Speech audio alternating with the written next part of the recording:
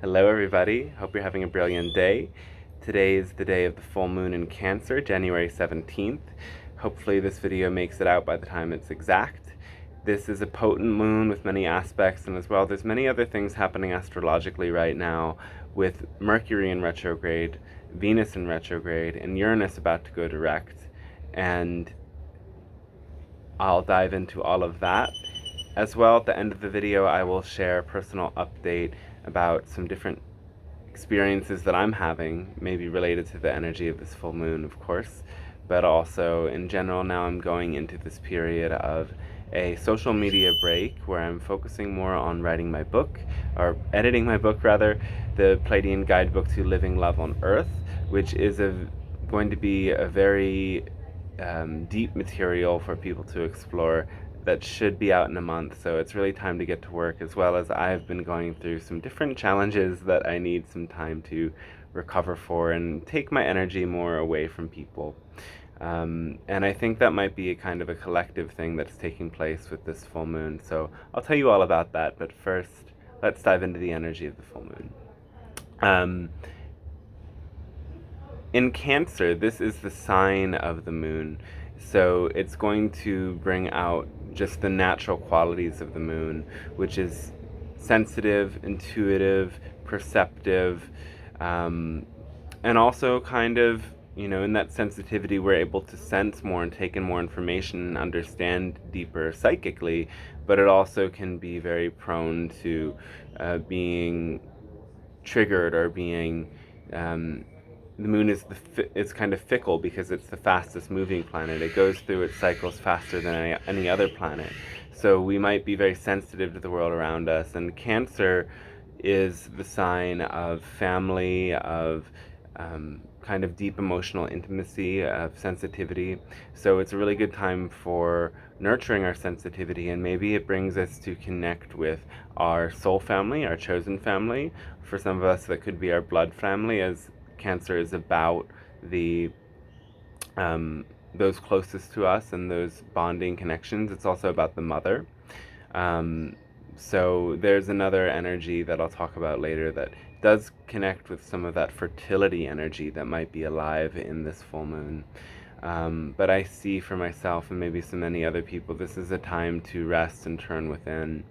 And if you have people in your life, or maybe you live with a family, you come very close to them at this time, or you process things about how that is working out for you, how that's going with your family.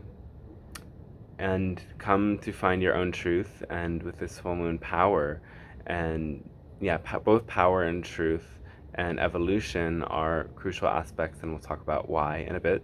So when we look at a planetary influence, we see all of the aspects that are to it.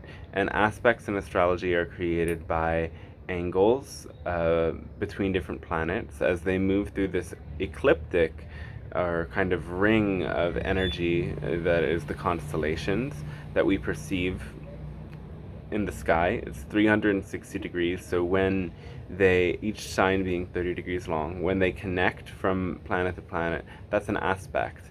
And it's more potent when they're between the same signs, but even towards the edge of signs at the cusp, they can still be considered aspects, depending on what school of astrology you work in, but we consider them a false aspect.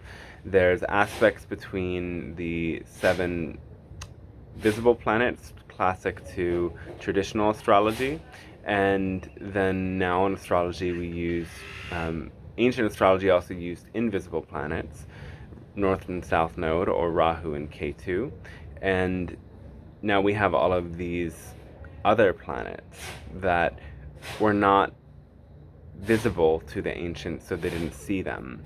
And when something is not visible, it's still sending light, but it's the invisibility suggests the nature of these planets is more unconscious and goes to deeper levels of our unconsciousness.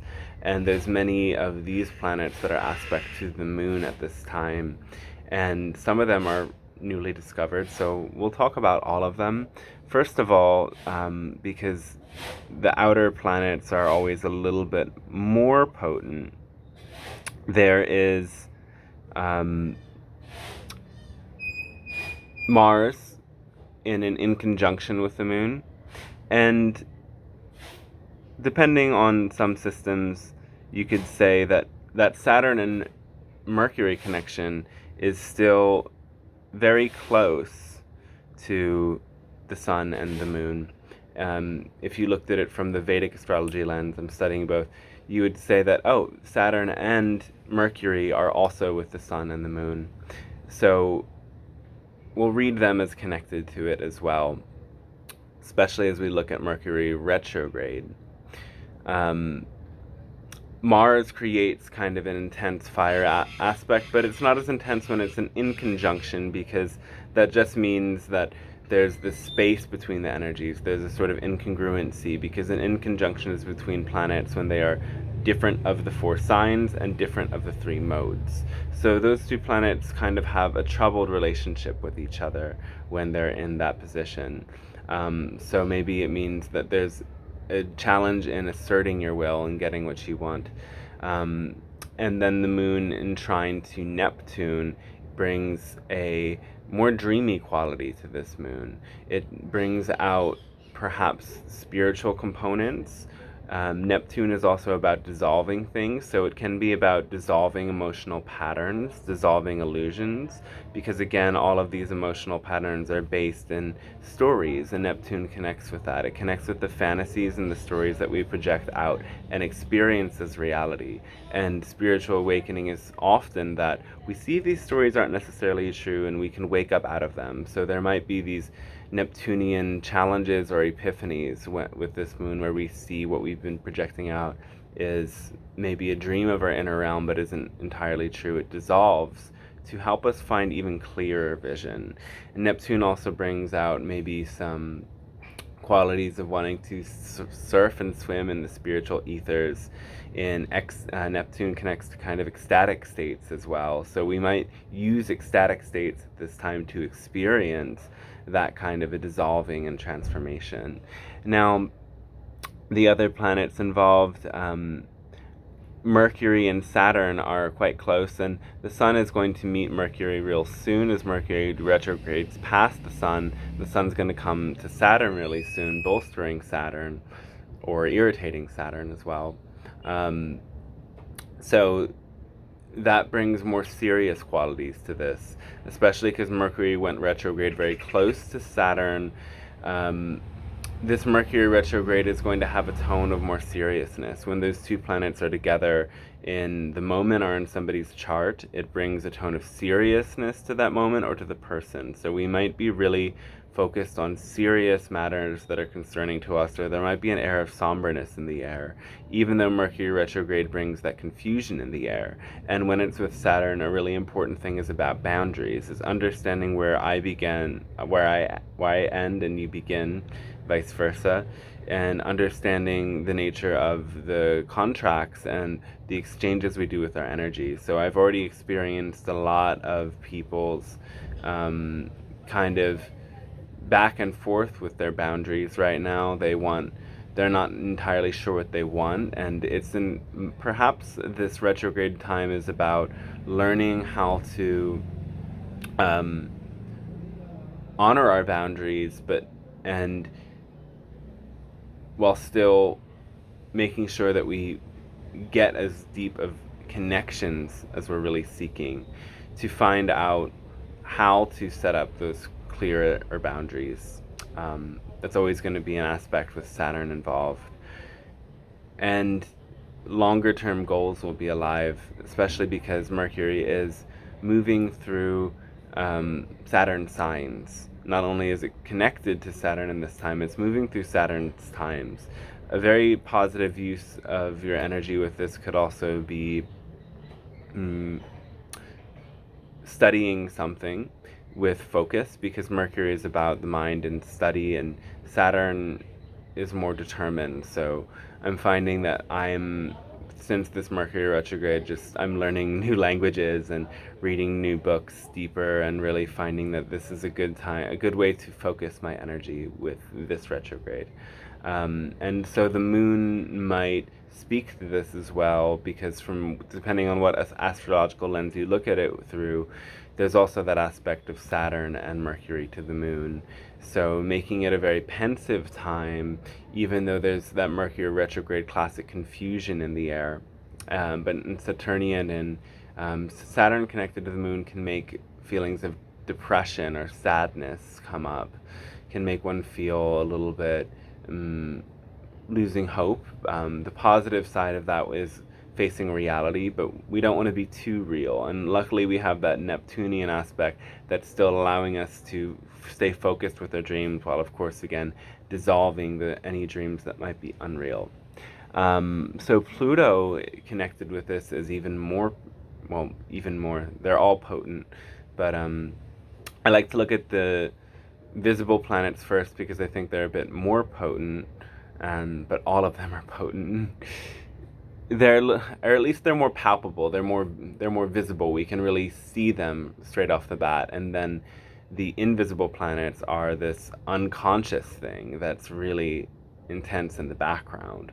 So that is connected with Pluto, who is almost exactly connected with the Sun and Moon, 1 degree off. And this is bringing a transformative aspect to it, and it's bringing a concern with power. Pluto, again, being the lord of the underworld, Pluto loves power. Pluto relates to death and transformation and rebirth. Rebirth through finding that true immortality. Though also, relating to death, it's relating to fears of death. It relates to the drive for power and anything that is obsessive. So any of those qualities can be activated with this moon. And there's these aspects to two other Plutonoids or outer planets that are out there with Pluto. And it was the discovery of planets of this nature that kind of usurped Pluto from having the role of planet in astronomy, though because Pluto's been around for so long and it is a bit bigger than the rest, astrology still looks to Pluto as very important, though evolutionary astrology sees these other planets, Eris and Haumea, which are just slightly smaller than Pluto, as equally important. So if we're going to look to Pluto, I always will put Eris, Haumea, and Makemake in the chart as well. Eris is this feminine force of awakening that is rebellious, the sister of Mars, and Eris is seeking truth and seeking to disrupt all of those things that are unfair or imbalanced in terms of power. So Haumea then is opposite Eris and makes this a T-square, Haumea being that Hawaiian goddess of fertility and birth, who is so fertile and so magical that everywhere she walks, she brings new life around her and restores fertility to the plants and to the earth. So there's a dance of these different forces. The Eris Pluto Haumea thing has been going on for over a year and will continue to go on, even though we're kind of evolving past points of exactness with the Pluto to Eris. Now Pluto is coming closer to Haumea. So there is a new energy in this getting involved. And the energy of Haumea is a bit lighter than Eris. So it's like we're moving past this sort of more quarrelsome nature, and I don't see this energy as bad at all. It brings about justice and disrupts things that are not working, and we have to understand that when any degree of aggression is just a way of setting up those boundaries right and getting people's energy off of us sometimes is what causes the need for aggression. Finding again clear boundaries. So planets like Eris are all about setting up, again, clear boundaries and standing for what's right. And they do that in a more intense way, which is just a part of the psyche, after all. But Haumea, which is becoming more activated, which probably means we're moving past a lot more conflicts, is more about birth and fertility and creativity. So I think what this suggests is we might be evolving past a lot of our lower nature that just wants to fight and is sort of the lower nature in terms of what came to mind was like these conflicts that have been taking place between this and that party who believes in this medicine or doesn't believe in it, that have been taking place in our world, and all of these constraints on our freedom. I think that we're going to be able to bring in that freedom, not just because of the Eris thing, but because of the Uranus aspects that will take place longer. But I feel like this comes up in a lot of videos, so I want to bring it back to the present moment. In any case, because this connects to the full moon, all of these planets will bring out that evolution, that moving into relationship with our power and moving it deeper into connection with the wild feminine, the truth-bearing feminine energy within us that is Eris. So there might be emotional epiphanies at this full moon, and we might be able to use this to have, I would say, a very powerful release from any of the ways we've been not honoring our boundaries in the past, any of the ways that we've been giving our power away to others. And it can trigger this opening of greater healing abilities and greater abilities to bring fertility into the world through our work, rather than being kind of burdened by stuck old energy that doesn't really serve us, and it doesn't serve us to take it on from others and to hold it inside or to do more work for them. And maybe that's me projecting my experience of the energies onto something that's taking place in the collective. Who really knows? But I just went down that rabbit hole and channeled that one in. So other aspects taking place.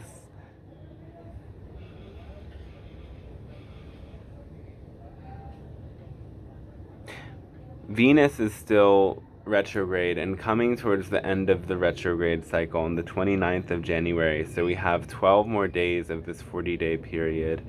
And at the end of the retrograde cycle, Venus will come into contact with Uranus, and Mars will be closer to Venus, which is an indication for passions. Uranus in contact with Venus is, again, evolving, and sometimes is about breaking things down, sudden changes. So this can bring about changes in our relationships or changes in our ways of relating, changes with our money.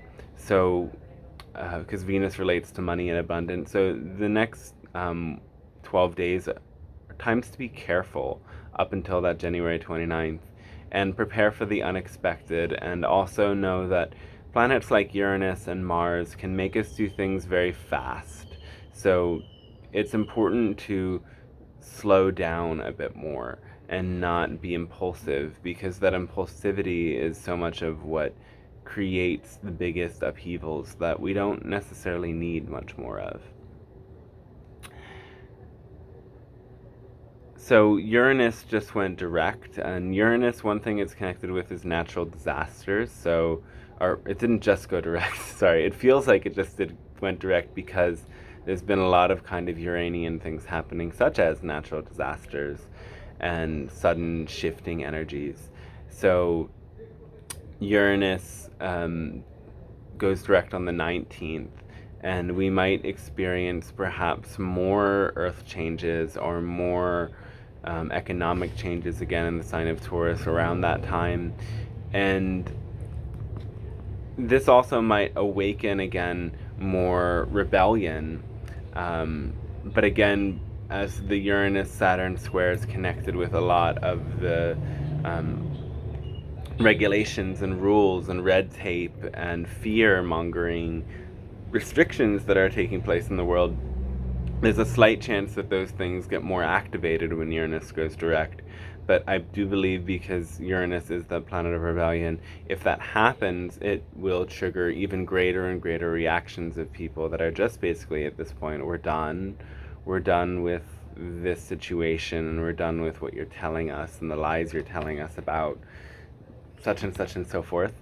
And from that point, 2022 is in general going to be much lighter. There might be some of the same confusion and mishap that we've seen, but people's attitudes towards it and the way that it seeks deep into the consciousness is going to be much lighter, and eventually leading to our kind of choice to be done with this current chapter we've been in, but moving on to different interesting revolutions and changes and challenges through this decade.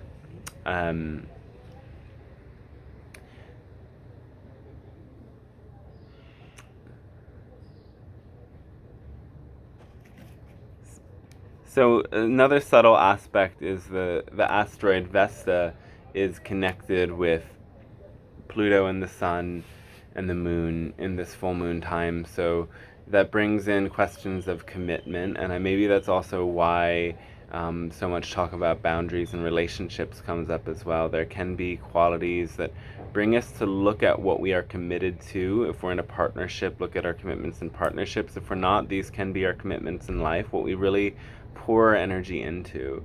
So things of that nature can come up emotionally at this full moon. And of course, all of this depends where any of these things land in your chart. So if you would want to have a more personalized take on this, the best thing to do is to study astrology, get readings to help along the way, and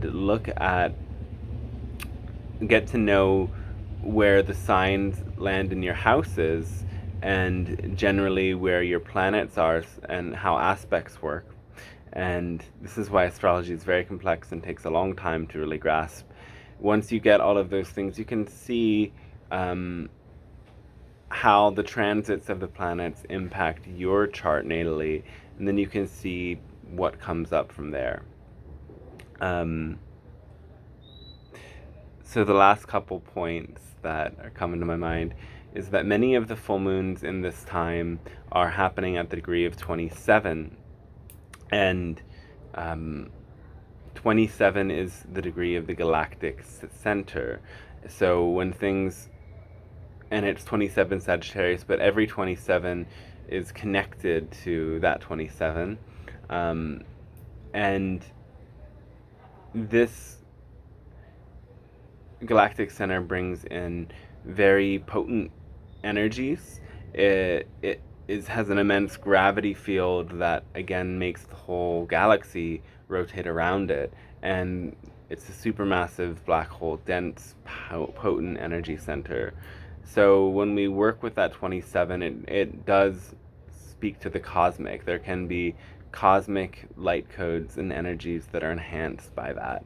And that's an exciting thing to think about. And I know that despite the wild and challenging energies in the collective and in our own lives, that gives me hope that I feel these galactic frequencies continuing to get stronger and feel the openness to this deeper transformation still there with so many people. And as well, we have Sedna and Ceres at this 28 degree, so close to the 27 degree at the time of the full moon.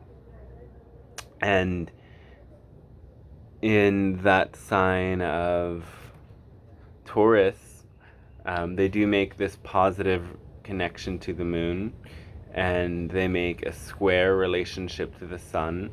So the ego or the personality could be challenged by this, but the moon feels nurtured by this and supported by it. Sedna and Ceres together. Ceres is this goddess of home and hearth and nature, natural healing and nurture. Sedna is the goddess of the sea, who was, in a sense, sacrificed to the ocean waters, and she also had the determination to try to get back on the boat when she was thrown into the waters, and then her hands were cut loose. So there's many different aspects to Sedna. The positive is that then Sedna becomes the goddess of the sea. So astrologers looking at the more positive aspects of Sedna make it about determination leading to this sort of transcendence. There can be this quality that comes through, and especially when these two planets are joined, some of that is highlighted.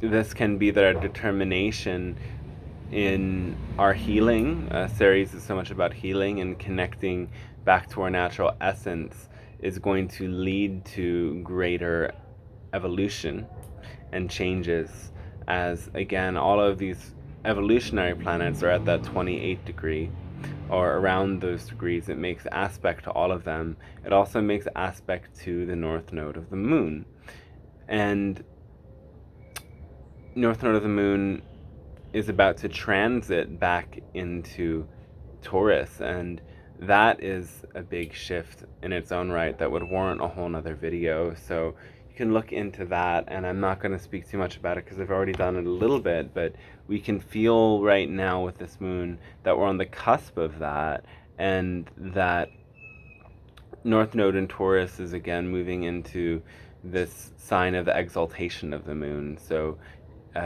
but North Node brings out the kind of crazier aspects of the moon. And North Node creates kind of an intense inner craving that causes evolution. And evolution is this tricky thing that doesn't always happen a direct way. It can be that our passions bring us down a path where we come to discover a lot. So Rahu, or that North Node, is also seen as a planet of deception at times. So watching out for that shift, we can see that there will be many big changes happening, as again Taurus is a very material sign that it's moving into. Earth changes happening, and it's uniting with Uranus is going to highlight that even more. So that's enough for the astrology, and that is quite a long video actually. So I won't talk too much about other things happening other than pointing to where I'm at with this full moon. Is it definitely feels like a time of nurture and turning inward for me. I wanted to make this video anyway. I'm just a little bit exhausted with social media and interacting with people in person as well, and everything saying, and as I'm like reflecting with the people that really come into a balanced space of giving and receiving with me, like my soul family of that nature, what the reflection is, and working with other intuitives, talking with them, just my own inner knowing as well. It's reflected in these interactions that I'm a bit energetically depleted. Been giving a lot to people, both online and in person, and the energy here has also been pretty wild and intense, making all of this a little bit more challenging. I hope that motorcycle goes away. It's so annoying. But so that I am really turning inward and focusing on finishing the editing process, which is really exciting, and also a big challenge.